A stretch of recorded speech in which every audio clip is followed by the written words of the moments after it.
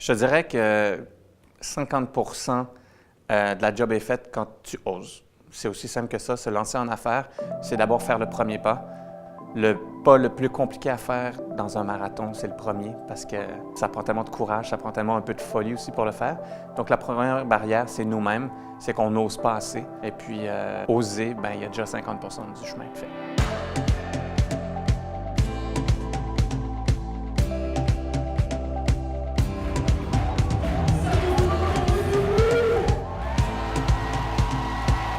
Un des éléments qui me rend vraiment fier cette année, nous avons des membres de club qui proviennent de 15 régions du Québec. On a eu même plus de 750 participants. On a 417 étudiants qui nous ont confirmé dans le formulaire d'inscription comme quoi qu'ils désirent devenir entrepreneurs. On a vraiment la relève entrepreneuriale entre les mains à la CAE du Québec.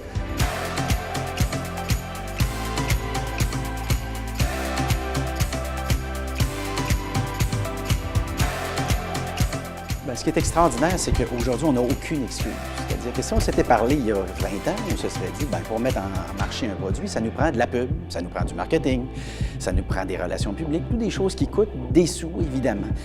Aujourd'hui, aucune excuse. Internet, gratuit.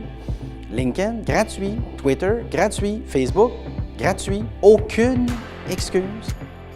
En affaires, il ne faut pas avoir d'orgueil, il faut savoir s'entourer des gens qui peuvent combler nos lacunes. Je me suis vraiment entourée de tout ce que je connaissais pas, tout ce que je maîtrisais pas à 100%. Je voulais m'impliquer avec mon université, je voulais faire un peu plus que juste entrer en mes cours, sortir de mes cours. C'est essentiellement aussi à travers un colloque entrepreneurial que j'ai vraiment pris goût de vouloir m'impliquer. C'est important, c'est sûr que tu peux faire des erreurs, mais je pense que c'est important de te donner une bonne discipline.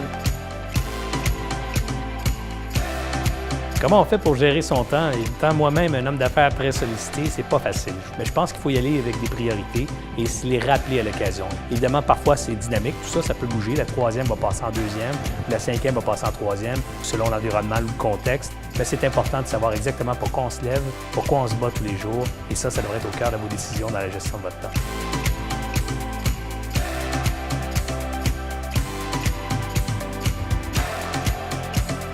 Ça vient vraiment donner de la motivation supérieure.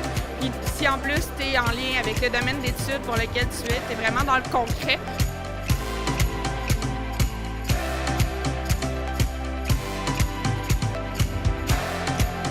La mission de la CAE, c'est vraiment de sensibiliser les étudiants à l'entrepreneuriat dans le but éventuellement qu'ils deviennent des entrepreneurs ou qu'ils puissent prendre la relève d'entreprises déjà existantes. C'est vraiment notre leitmotiv à la CAE du Québec. Le concours de cas, en fait, c'était monté pour permettre aux jeunes de vivre une expérience concrète, de dire qu'est-ce qu'on fait avec une entreprise qui vit une problématique et qui désire avoir des solutions pour justement connaître une croissance, par exemple.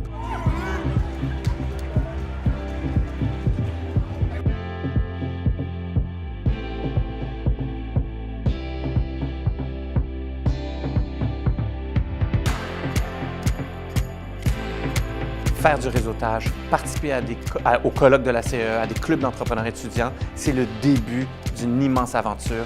Donc moi, j'encourage tout le monde le plus tôt possible à s'impliquer et à participer à ce type d'événement. Si tu peux décrire la CAE en un mot. Échange. Pertinente. Explosion. Énergie. Flabbergasting. Motivante. Inspirante. Vous savez, depuis 3 ans, on a vraiment une croissance par rapport à la participation de notre colloque annuel. On essaie d'augmenter le niveau, la qualité des conférenciers qui répond vraiment aux attentes des étudiants. Et je peux vous garantir, pour l'édition 2017, qui va être notre 25e anniversaire, vous allez vous souvenir longtemps de cette édition. Je vous invite grandement.